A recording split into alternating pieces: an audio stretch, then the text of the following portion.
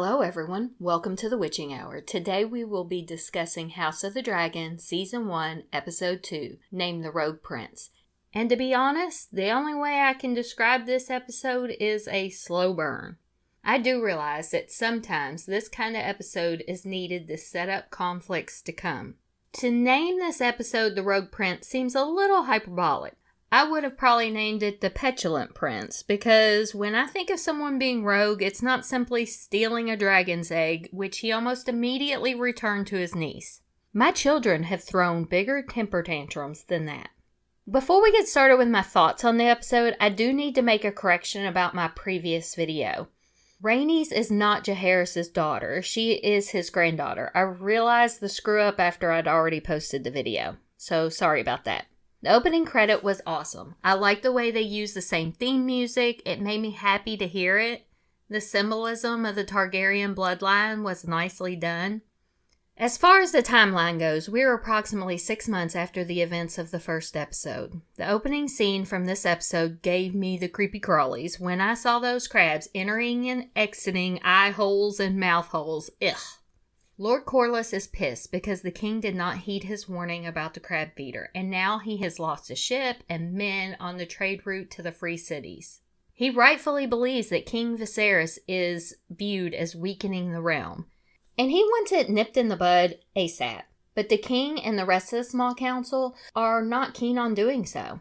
Although Princess Rhaenyra points out that they have dragons and dragon riders and can send them to quickly deal with it, but she and Lord Corlys are basically shot down. King Viserys finds solace in the company of Alicent, and neither of them are letting Rhaenyra in on their secret conversations. Princess Rhaenyra confides to Alicent about her concern that her father is being urged to remarry and replace her as his heir. She's desperate for her father to see her as more than his little girl. In a later conversation, Lord Corlys, Rhaenys, and the king all meet to have a quick chit-chat.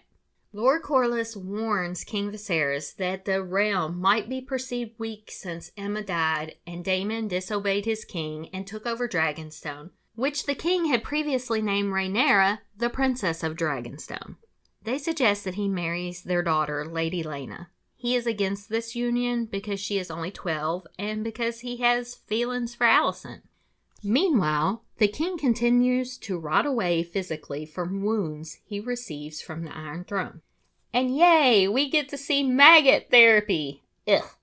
Rhaenys and Rhaenyra have a tense conversation about the succession of the throne, and Rhaenyra shows her naivety by not wanting to believe Rhaenys' harsh truths. Prince Daemon steals Dreamfire's dragon egg, which was placed in Prince Balon's cradle before he was born. He proclaims himself the Prince of Dragonstone and says that the egg is to be placed in Lady Mysaria's unborn child's crib. This infuriates King Viserys, and Lord Hightower offers to go to Dragonstone and retrieve the egg for the king. But in an effort to prove herself, Princess Rhaenyra saves the day and retrieves the egg, and in the process unveils the farce that his whore is truly not pregnant. I think that entire part of the episode was underwhelming, and the CGI of Princess Rhaenyra on her dragon was worse than when Lord Tyrion was being carted off the battlefield. I know they can do better than that, because they have proven it 100 times. King Viserys meets the Lady Laena, and let's just say it made me want to vomit, as I'm sure it did most normal people. My skin is crawling just thinking about it. She seems like a sweet girl, and we hear an interesting conversation about dragons, but the entire scene was ugh. King Viserys eventually meets privately with Lord Strong, who advises him for political reasons and for the strength of the realm that he should accept Lord Corlys' proposal of marriage to Lady Laena. But it clearly falls on deaf ears, because shortly after, King Viserys announces his plan to marry Lady Alicent, and it pisses off Lord Corlys and Princess Rhaenyra. I did not expect them to show Lady Alicent's betrayal of Princess Rhaenyra so early in the show, but there you have it. Toward the end of the show, Lord Corlys proposes an alliance with Prince Daemon. He plays on the fact that Prince Daemon is not given the proper respect that he should have, and together they can take care of the Myrish Prince, known as the Crab Feeder, and prove both their worth. And yay, we end with crabs eating people.